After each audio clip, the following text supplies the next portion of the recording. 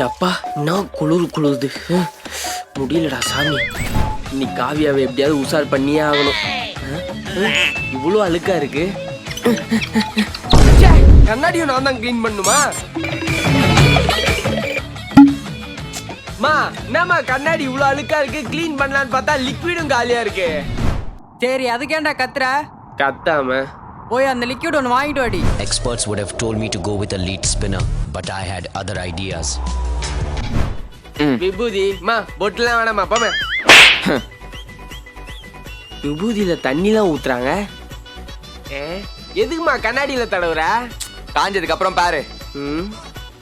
ஒரு 10 நிமிஷம் பொறு. ஹரிஷ் லவ் காவியா. 10 நிமிஷம் ஆயிட்டு. காஞ்சிச்சுமா. ஐ செம்மையாயிடுச்சே.